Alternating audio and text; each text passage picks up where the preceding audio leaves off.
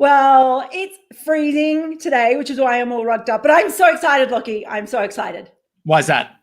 Well, it's not because of the T20 squad being announced. It's not because of anything that's happening in cricket, but I got my second jab today. I'm fully vaxxed, baby.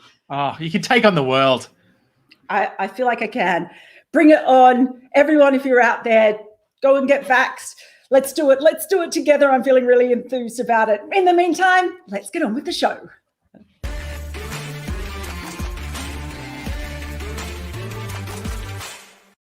Hello, everyone, and welcome to Timed Out for Sporting News Australia with me, Melinda Farrell, and Lockie McCurdy. I'm full of beans now. It's like side effect of who knew the side effect of the vaccine is that you sort of walk around going, yeah, and doing your happy dance, because that's what I've been doing. You should be. It's a good thing. It's worth celebrating. And look, and you feel great. You look great. I mean, let's get into it, Mel, because there's so much to chat about today. There is. It's never a quiet week in cricket, and we have a couple of topics to talk about. You know the deal. We get a minute and a half to talk about each one. Lockie's got his timer ready. And don't forget, if you have any comments or questions, we'd love to hear from you. So please do send us any comments or questions in the live chat, and we'll do our best to include them in today's show. Okay, let's get into it. Our first topic for Timed Out today is impact of the 100. Yes. The 100 is over. So it's like 5 years of building up to this moment, 5 weeks, and it's all done and dusted, really. Was it a success?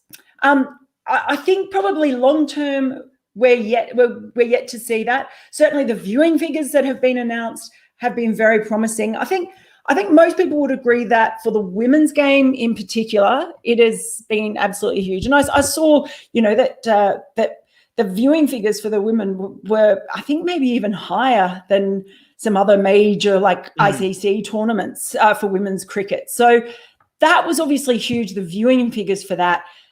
Could that have happened if they'd put more effort into the selling the previous tournament that was on there, the Kia Super League? Maybe. We don't know. All those sliding doors moments, we can't say what would have happened otherwise. But for the women's game, I think you'd have to say it's certainly been really successful, but they were starting from a really low bar when it comes to promoting and supporting the women's game in England. For the men's game, I think the jury's kind of out. I mean, to me, I don't know what happened with you, Lockie. I found myself, I watched quite a few games at the start. After that, it was sort of like T20 cricket, basically, but a bit shorter. That's what I came away with it. The long-term impact on counties, on county cricket, championship cricket, we're yet to see. So the jury is still out long-term. I tend to agree with most of what you said. I think for me, and as you kind of mentioned, the big takeaway is how much growth it'll help stimulate for the women's side of the game. What I really loved seeing was that obviously a lot of the big name Australian players like your Elise Perrys, Alyssa Healy, Ashley Gardners, Meg Lannings, they didn't end up going. But what we saw in the meantime was a lot of maybe those fringe Australian players or those Australian players who've impressed in domestic cricket here then go and get that opportunity on the big stage. I mean, Sammy Jo Johnson had a fantastic tournament, I thought. Georgia Redmayne, another one whose recent T20 form has earned a call up to the Australian squad, and she impressed over there. Obviously, Amanda Jade Wellington is another one who has impressed for a long time in Australia and now gets to go over to a competition like the 100 and impress over in England. So that's something that I really like seeing, that we've got this tournament, this international tournament, that they've already committed to the next edition of the competition, that they're going to be doing these back-to-back broadcasts with the men's and women's, these double headers essentially. So I think that's something that's going to be really important going forward. On the actual cricket side of things, like you, it just felt like T20 cricket. Sure, there were 20 less balls each innings and a few different rules here and there, but for the most part, it felt the same, because at the end of the day, cricket is cricket. It was just cricket with a white ball, 20 less balls. That's about it. And for that reason, I don't think it's a sort of competition that's going to impact the world or is going to change how the world plays cricket. But I think when the big name players start coming back, it could become one of the biggest competitions in the world for domestic cricket. Yeah, we'll see. I know there's a hot debate raging at the moment as to whether the standard made it better than other tournaments. It all mostly depends on player availability, doesn't it? I don't think 20 less balls or 20 fewer balls, get my grammar right, makes that much difference. Yeah. But it's not as revolutionary as one-day cricket was when it came in, or T20 cricket was when it came in. I don't think it's that different, but it's still the long-term effects that we're yet to see. But who knows? Did you enjoy it? Please let us know if you did or what you thought about it. But it is time to move on to our second topic of the day for Timed Out. What next for the Langer issue? Gee, this sort of has kept bubbling along since we spoke about it last week. We've had statements from Cricket Australia, of support, not quite the dreaded full support of the board, but sort of something close to it. And as it transpired, that statement came out before Cricket Australia had actually spoken to some of the senior players, and then they'd all sort of talked with Justin Langer. It all seems to be, very roundabout. I almost think, something I do know is that from speaking to people at Cricket Australia, there is a strong feeling within the organisation, certainly some people in there, that this is a bit of a slightly personal and very much a campaign, an anti-Langer campaign that's going on. Now, I can't speak to whether or not that's it. If there is, I'm not part of it. But I wonder if that has perhaps galvanised some support in the organisation around Justin Langer, and maybe that is why they kind of jumped the gun in issuing that statement before they had spoken to the senior players. For now, they've spoken. Maybe it'll bring things out into the open and make things a bit easier. And it comes down now to performances, doesn't it? We'll see what happens. T20 World Cup, Ashes, particularly if Australia perform well in those two things, I think a lot of it might be forgotten. If not, that's what I say. I think the really interesting thing is, and you and I have had conversations about this over the last few weeks as this sort of situation has unfolded, is that essentially Justin Langer was hired in his position because this was the kind of leadership they wanted from him, this hard-nosed, this really let's get the culture of Cricket Australia right after what happened in South Africa. And it's kind of almost like that's been forgotten. We're like, oh, Justin Langer is this hard-nosed coach and he's getting people offside, as if that wasn't the reason he was brought in the first place. And yeah, I do just find it interesting how none of this is kind of like, obviously the individual situation is new in terms of what happened in Bangladesh with the videographer and things like that. But in terms of the wider perspective, looking at his time in charge of Cricket Australia, this is what we've come to expect. That's just Justin Langer's leadership style. And we've seen from some of his former teammates who have backed up, obviously Matthew Hayden being the big one last week, who had, I guess, quite an explosive interview on SEN in terms of who he was throwing things at. But it wasn't anything new in terms of, this is the kind of person Langer is. He's built up this reputation, not only from his 100 tests, but from his coaching style in Perth, in WA.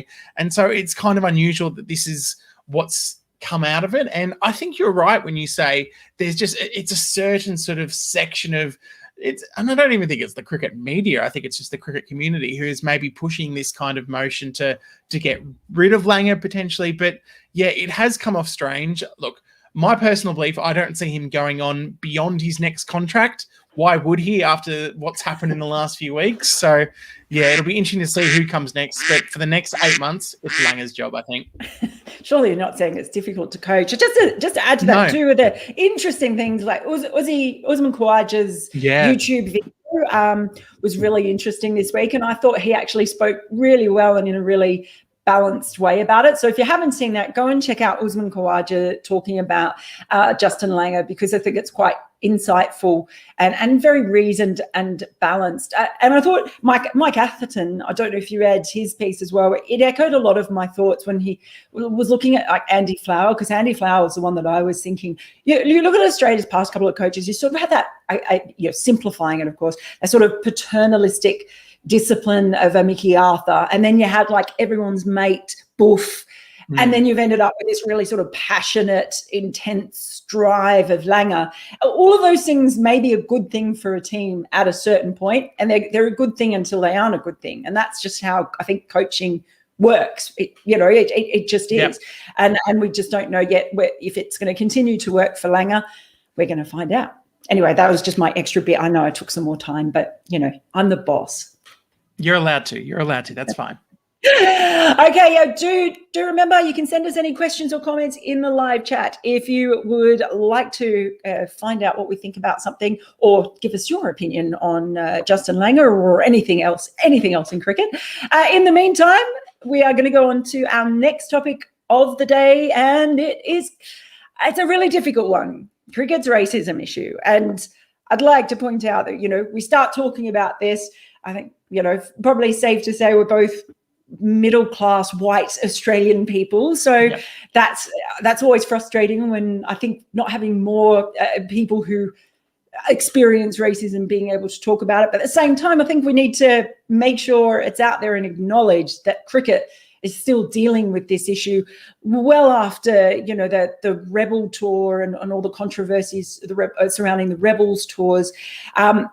So Azim Rafiq, their situation at Yorkshire issued an apology after finishing the report, but it's a report they haven't as yet, I believe, released it to the ECB or the Professional Cricketers Association because of some concerns about legal issues. Now, if you have a report that you can't release or publicly say, what all the conclusions are or anything else, give detailed information, then kind of begs the question of what's the point in doing it. There was an apology that obviously wasn't that well received by Azim Rafiq. He found it in particular upsetting that some of the behaviour was referred to as inappropriate instead of racist. I feel really sorry for him. It's clearly affecting him. Joe Root has come out and given some words in support. Oh, look, I'm going to have to go over quickly here because this is the situation in Yorkshire, but then in South Africa as well. I don't know if you guys have been reading the reporting that's been coming out about the hearings over there at the moment, but they make for really, really grim reading. And I guess the issue now that they're facing is that players like Mark Boucher, who are in, obviously powerful positions over there, he's issued an apology, particularly after the testimony of players like Paul Adams, and that was heartbreaking to read. Where do you go when you've got people who are in powerful positions who've been involved in the past? How do we deal with it going forward? I don't have all the answers to that, but I think in Australia too, in Australian cricket, we need to look at our own issues in this. It's a worldwide cricket thing. We're part of society, and cricket is still dealing with some pretty heavy scars of things that have happened in the distant past, but also in the recent past. Sorry, I went over. There's the duck. I definitely agree. I feel like there's not much more I can add in terms of the substance of your content, but I think one thing that I think we see, and it's not just a cricket thing, it's in a wider societal problem, is just that often when these things are brought to light, that the first reaction is to get on the front foot and try and either distance yourself or apologize, and there's just not enough of an instinct to actually sit down and listen to what's being said by these players. Obviously, Azim Rafiq has been incredibly brave in what he's been doing to call out the Yorkshire culture. Obviously, in South Africa, as you mentioned, Paul Adams has been doing the exact same thing in terms of that heartbreaking testimony that you mentioned earlier. And I think we just really sometimes need to take a step back and listen to this, and because that will help then stem what follows. Because as we saw with the Yorkshire apology, it kind of, you had to agree with Azim that it didn't feel like it was all fully there, because what did they say? Inappropriate behavior. Yeah, inappropriate behavior. That was the comment that they said. And it's just like, it's a lot more than that. And by just calling it inappropriate behavior, you're not only diminishing the impact of the apology, but you're diminishing the impact of what Azim went through in his time at Yorkshire. And I think that's one of the most heartbreaking things in this situation, that you've got a player who has been so brave in coming forward and telling his story, and a really confronting story, and just, people haven't not people, sorry, the Yorkshire Report and what followed hasn't fully listened to that, and in their response, they've made more mistakes because of it. Yeah, it's time will tell. We'll see how that story develops, but it's certainly something that we shouldn't shy away from acknowledging and listening and discussing it and learning from it whenever we can. And I think we're all part of that ability for cricket to grow. I'm just going to say a quick hello to Vikas Meena, who's one of our regular people on the show. Loyal watchers. Hello, Vikas. We hope you're doing well out there. Time for another topic. Shall we? Well, we'll get into something I know you're going to be very excited about, and that is, since we were last on here, Australia has announced its squad for the Men's T20 World Cup. And the reason I know you're very excited is because Josh Inglis is part of it. So I'm going to let you go first. Go. Thanks, Mel. Well, we've got the first squad of the George Bailey era of the Australian men's selection panel as head selector. And yeah, he hasn't been afraid to make a few of the big calls, which has been really exciting to see. I mean, we've spoken about Josh Inglis before, and I think even on this show, I've kind of said, I really believe he could be the future of Australia's limited oversight as a keeper. But I didn't think he'd be ready for this T20 World Cup, that they wouldn't take that step to blood him in a T20 World Cup. And as I've been proven wrong, George Bailey is the kind of guy who is going to make those big calls. So that's really exciting to see. And I think it made sense. You had two really out of form keepers in T20 cricket, in Alex Carey and Josh Felipe. So it made sense for Josh Inglis to come into the team. I think Matthew Wade will still get the first shot at the role behind the stumps. But without a doubt, as we've seen throughout the last two series in Bangladesh and the West Indies, there's plenty of middle order spots up for grabs because no one has cemented those positions. So Josh Inglis could be selected as a batter primarily.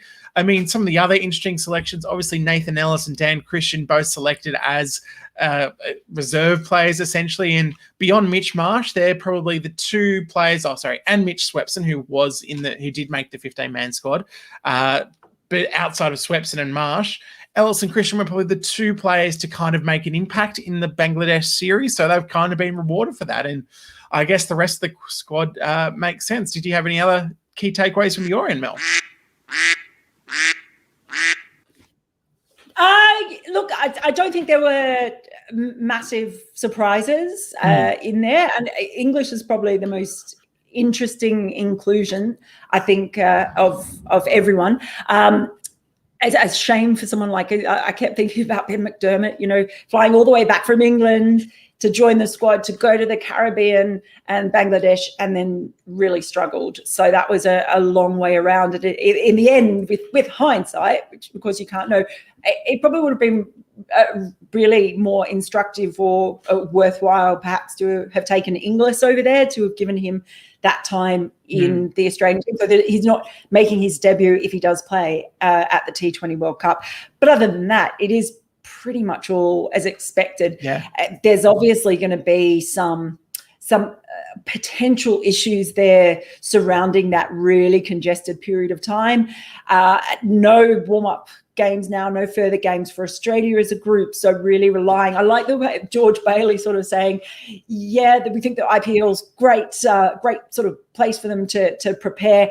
Be really good if they could actually play them all and also play them in the preferred positions for us. I don't know if they're going to get that. So I think it remains perhaps not the most ideal preparation in many ways, but it's going to be the story for, I guess, a lot of teams as well going into that T20 World Cup. It's certainly a lot stronger squad than when we saw head over to the Caribbean and Bangladesh. Without a doubt. I get one question I wanted to put to you. Ooh. We saw Josh Inglis picked on the back of kind of his form in England. Do you think there was any chance Marnus Labuschagne was going to get picked, or is he the one guy they've gone, no, let's keep you in Australia, get you ready for the Ashes? I think, they could have. It wouldn't have been a massive surprise if they'd gone with him. I mean, he's another one. It's because it's interesting. Steve Smith and Marnus Labuschagne are two who you could actually have imagined them going, right, Steve Smith coming off the elbow injury, let's save them both for red ball cricket. Aaron Finch made it really clear that there would be no management of players for Test cricket when it came to the T20 World Cup. So he was, they were going to get the squad that they wanted without any pressure that way. So I wouldn't have been surprised in some ways to see Marnus there. I suppose it's working out what he brings that others perhaps wouldn't bring, although it is fair to say Australia's batting is the thing that needs to be stiffened up the most, based on what we've seen in not just in that recent tour, but in the past year, I guess, of T20 cricket. So either way, it wouldn't have surprised me if he'd gone there. But at the same time, I can see him being quite content to stay here, play Sheffield Shield, hit lots of red balls, and get ready for the test against Afghanistan. Because there really is some potential issues with tight turnarounds, the changing situation in Australia with borders, quarantines, everything else. So perhaps unlucky for Marnus Labuschagne in a few ways. He probably would really like to go. Maybe we'll be talking about, maybe he'll be one of the ones we'll be talking about going, if Australia's batting keeps collapsing in the T20 World Cup, we'll be sitting here going, they should have picked Marnus. They should have picked Marnus. Why isn't Marnus Labuschagne there? He'll be the Josh Hazlewood. Yes. The Josh Hazlewood of the 2019 World Cup. It's easy for us, isn't it, really? It's easy for us to sit back. I know that. But you know what? We love talking about cricket, and it's fun. Yes. And we love having you joining us here. Please do give us a follow on social media, and give us a like, a subscribe, leave us a comment, all of those things. We really enjoy hearing from you, and enjoy you guys being part of the show. But until then, I'm just going to, I don't know, it's a bit too cold outside, but I might go for a run anyway because I'm feeling good. You've got this superpower. You've got to use it now. Come on, let's beat this COVID rubbish. Get rid of it, so that we can all get back to the cricket, which is where we want to be. Until next time, then, remember to check out sportingnews.com for all the latest sporting news, not just about cricket, but everything else. But let's face it, we don't worry about the cricket. That's all we care about. And we will see you back here again next week. And until then, take care of yourself, stay safe,